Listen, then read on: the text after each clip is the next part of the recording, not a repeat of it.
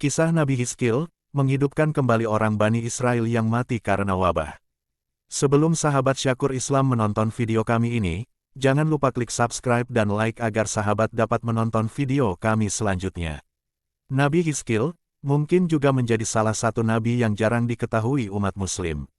Nabi Hizkil hidup sekitar tahun 591 sebelum Masehi, di mana diperkirakan pada masa setelah Nabi Musa dan sebelum Nabi Daud. Nama Nabi Hizkil sendiri juga tak banyak dijelaskan dalam Al-Quran. Kisahnya dijelaskan Al-Quran Surah Al-Baqarah ayat 243. Dalam ayat tersebut dijelaskan tentang kisah Nabi Hizkil yang menghidupkan kembali ribuan orang Bani Israel yang sudah mati karena sebuah wabah. Artinya, tidakkah kamu memperhatikan orang-orang yang keluar dari kampung halamannya dalam jumlah ribuan karena takut mati? Lalu, Allah berfirman kepada mereka, "Matilah kamu." Kemudian, Allah menghidupkan mereka. Sesungguhnya Allah pemberi karunia kepada manusia, tetapi kebanyakan manusia tidak bersyukur.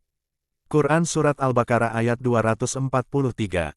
Kemudian hadits riwayat Ahmad, Rasulullah bersabda, wabah tersebut pernah ditimpakan sebagai siksaan bagi umat-umat sebelum kalian. Jika kalian mendengar berita tentang penyakit itu di suatu daerah, janganlah kalian memasuki daerah itu. Dan jika penyakit itu mewabah di daerah di mana kalian berada, janganlah kalian keluar darinya karena hendak melarikan diri darinya.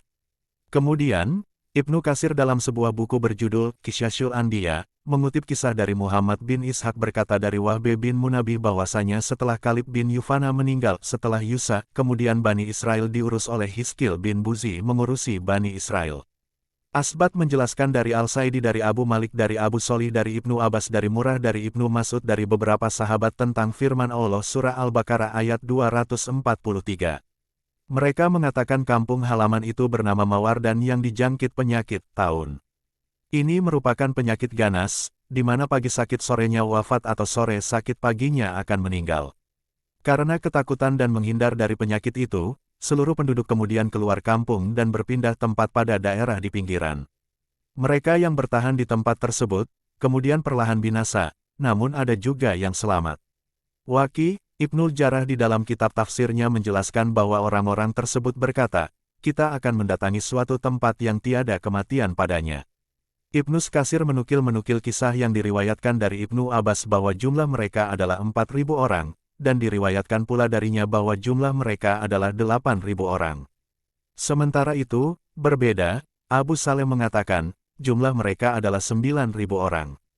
Sedang dari riwayat Ibnu Abbas pula dijelaskan bahwa jumlah mereka adalah 40.000 orang. Setelah penyakit taun lenyap, mereka beranjak kembali ke kampungnya dengan selamat. Pada tahun berikutnya penyakit taun itu kembali melanda. Kepanikan pun terjadi. Ribuan orang tersebut kemudian kembali melarikan diri dan bersembunyi di lembah Afif. Setelah itu, mereka diseru malaikat dari bawah lembah dan dari atas lembah, matilah kalian semua. Mereka pun dilewati seorang nabi yang bernama Nabi Hizkil. Ketika menyaksikan mereka, Nabi Hizkil berhenti, lalu berpikir tentang mereka itu dan kemudian menggerakkan kedua bibir dan jari-jarinya. Allah kemudian memberikan wahyu kepada Nabi Hizkil, apakah engkau mau aku perlihatkan bagaimana aku menghidupkan mereka? Nabi menjawab ya. Lalu Allah memerintah Nabi Hizkil, serulah. Maka Nabi pun berseru, hai tulang belulang, sesungguhnya Allah menyuruh kalian untuk bersatu. Setelah itu, keajaiban terjadi. Tulang belulang yang berserakan kemudian bergerak dan menyatu menjadi sebuah jasad berupa tulang. Allah kembali memberi wahyu pada Nabi Hizkil untuk berseru, hai sekalian tulang belulang, sesungguhnya Allah menyuruh kalian agar kalian mengenakan daging. Keajaiban kembali terjadi. Tulang-tulang itu kemudian berlapiskan daging lengkap dengan pakaian yang dikenakan. Nabi Hizkil kembali menyeru, hai para arwah, sesungguhnya Allah memerintahkan kepadamu agar setiap roh kembali kepada jasad yang pernah dimasukinya. Dari tulang belulang itu, kemudian berubah menjadi jasad utuh yang kemudian mereka pun bangkit. Setelah mereka hidup kembali, mereka kemudian berkata, Maha suci Engkau ya Allah, segala puji hanya bagimu, tiada Tuhan melainkan Allah, mereka yang sebelumnya telah mati dan kini hidup, kemudian kembali pada kaumnya. Sahabat sekalian, semoga kisah ini dapat bermanfaat bagi kita semua. Amin ya Rabbal Alamin.